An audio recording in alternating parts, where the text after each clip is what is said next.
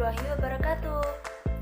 Perkenalkan, nama saya Zulfa Zakiatul Fuadah dari jurusan Pendidikan Agama Islam Fakultas Tarbiyah dan Ilmu Keguruan IAIN Tulungagung.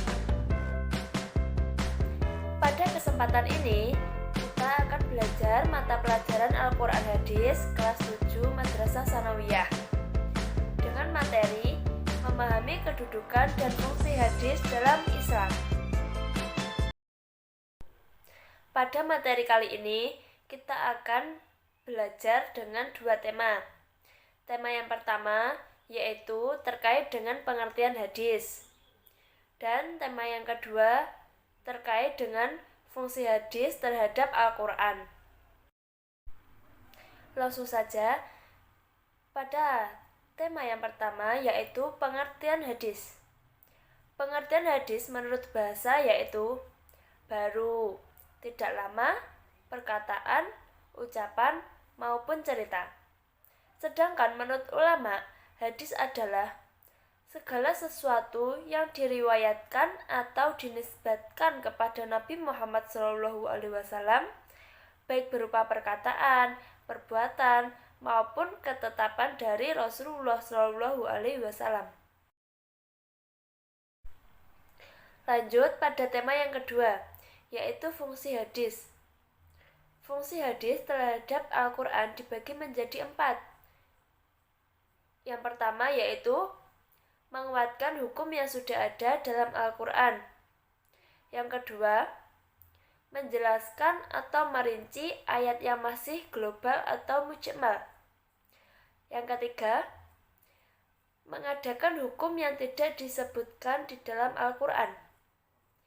Dan yang terakhir, membatasi keumuman dari Al-Quran. Fungsi hadis yang pertama, yaitu menguatkan hukum yang sudah ada dalam Al-Quran. Hadis mengulang perintah atau larangan yang ada di dalam Al-Quran. Misalnya seperti perintah melakukan ibadah puasa. Perintah melakukan ibadah puasa sudah terdapat dalam Al-Quran surah Al-Baqarah ayat 183, yang artinya, hai orang-orang yang beriman, diwajibkan atas kamu berpuasa sebagaimana diwajibkan atas orang-orang sebelum kamu agar bertakwa. Kemudian Rasulullah SAW menguatkan perintah melakukan ibadah puasa melalui sebuah hadis, yaitu hadis riwayat Bukhari, yang artinya, sahabat bertanya, kabarkan kepada saya apa yang diwajibkan bagi saya untuk puasa. Nabi Muhammad SAW menjawab, puasa bulan Ramadan, kecuali jika engkau berpuasa sunnah. Fungsi hadis yang kedua yaitu menjelaskan atau merinci ayat yang masih bersifat global atau mujmal. Banyak ayat Al-Quran yang berisi perintah atau larangan yang masih bersifat umum, belum terperinci, belum jelas perintah tersebut, belum ada penjelasannya, belum ada tata cara pelaksanaannya, dan lain sebagainya. Nah, di sini hadis berfungsi sebagai penjelas, menjelaskan dari perintah tersebut.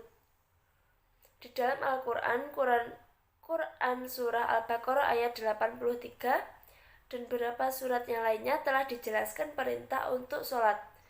Namun tidak dijelaskan bagaimana tata cara pelaksanaannya. Oleh karena itu, Nabi Muhammad SAW menyabdakan melalui sebuah hadis yang artinya, sholatlah kalian sebagaimana kalian melihat aku sholat. Hadis riwayat Muslim. Yang ketiga, fungsi hadis yang ketiga yaitu menetapkan hukum yang tidak disebutkan di dalam Al-Quran.